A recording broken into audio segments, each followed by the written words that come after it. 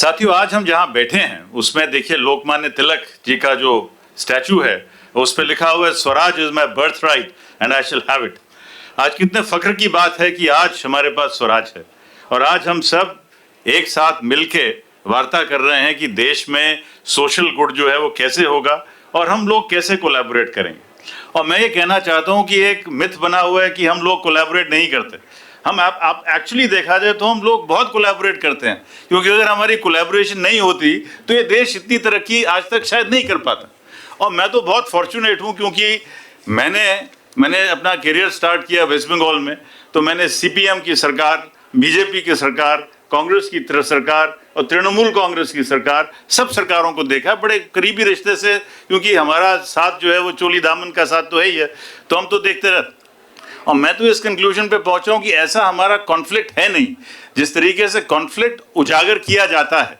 Conflict इसलिए उजागर किया जाता है कि कुछ गलतफहमियां हम में हैं और कुछ गलतफहमियां शायद आमतौर पे आपके अंदर भी आ जाती हैं, क्योंकि एक जो माहौल है वो ऐसा है कि बहुत लोगों को मजा आता है कि अगर हम लोग इकट्ठे होकर काम ना करें, क्योंकि जो मिडिल मैन है, मिडिल मैन का तो यही रोल है कि वो एक्सेस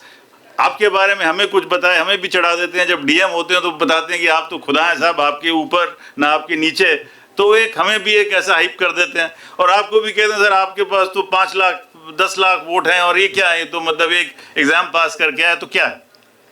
लेकिन इस फोरम में, और मैं बधाई देना चाहता हूं MIT स्कूल ऑफ गवर्नेंस को कि आज हमने जो ये मुद्दा उठाया है कि हम आपस में कैसे कोलैबोरेट करें, ये बहुत अच्छा मुद्दा है, क्योंकि बहुत सारी चीज़ों पे तो सहमति है। देखिए इस समय जो हमारा देश बहुत अच्छा चल रहा है, इसमें जो कुछ एक राइट्स हमारी हैं, राइट टू एजुकेशन हो, राइट टू इंफॉर्मेशन हो, राइट टू फूड हो, राइट टू वर्क हो, ये बाईपार्टिजन है। इसमें हर पार्टी ने मिलकर काम किया है। ऐसा तो नहीं है कि मतलब आज हिमाचल के तो हमारे 2 मंत्री हैं, हिमाचल के मध्य ऐसा थोड़ी कि कल को ये MG नरेगा बंद कर देंगे या वो RTI बंद कर देंगे। तो एक जनरल कंसेंसस हमारे देश में बना हुआ है कि हमें अपने संविधान को, हमें अपनी डेमोक्रेसी को कैसे चलाना है। और ये जो एक चीज़ जो बड़ी इंपॉर्टेंट है यहाँ पे, जो मुझे आज लगा कि यहाँ पे एक्चुअली नई चीज़ क्या बोली जा सकती है, तो मुझे लगा कि नई चीज़ जो हमें यहाँ से सीखनी है, महाराष्ट्र से सीखनी है, वो ये है कि जो काम रानाडे ने किया,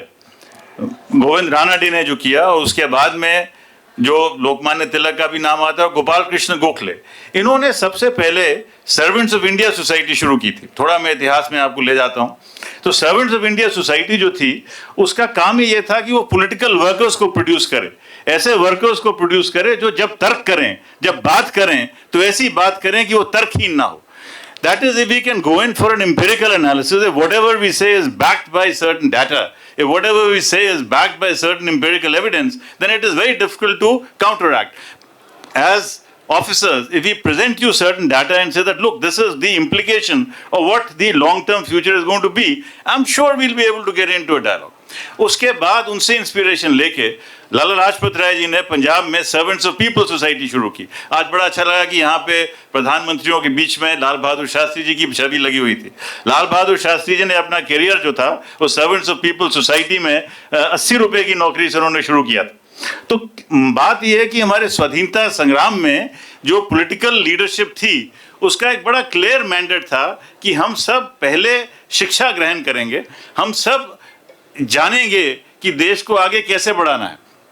और जितनी भी पार्टीज पहले थी हमारे देश में, और मैं कि सब पार्टीज की दाद देना चाहता हूं कि चाहे वो कांग्रेस पार्टी रही हो, कम्युनिस्ट पार्टी रही हो, RSS रही हो, सोशलिस्ट पार्टी रही हो, सब ने अपने कार्डर्स को ट्रेनिंग में, सब ने अपने कार्डर्स को एक फलसफे में या कैसे पॉलिसी बननी चाहिए उसके ऊपर बहुत ज़्यादा जोर दिया।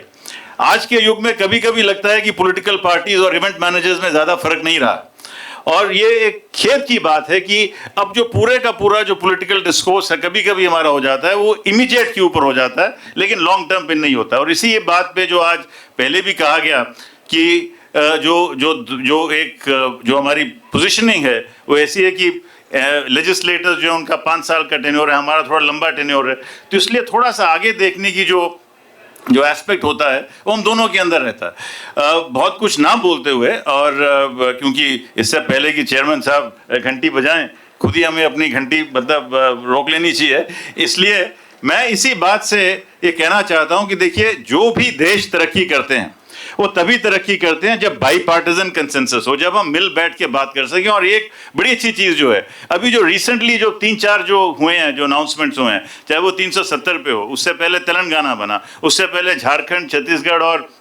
उत्तराखंड बना, इन सब के अंदर एक ऐसा कंसेंसस था। उत्तराखंड में तो बीजेपी कहती थी हमने बनाया, कांग्रेस कहती थी हमने बनाया, उत्तराखंड क्रांति दल कहता था हमने बनाया, तो एक कंसेंसस तो था। और ये जो कंसेंसस की तरफ जब हम बढ़ते हैं तो हम अपने देश को और अच्छा, और उजागर, और प्रसिद्ध बना सकते हैं। And it is our joint responsibility, and I am very sure कि अगर इस तरीके की कॉन्फ्रेंसेस होती रहेंगी तो हम अपने देश को और उज्जवल और अच्छा इसका भविष्य बना सकते हैं। Ultimately, it is we the people who have to make this country. Thank you very much, Chairman sir.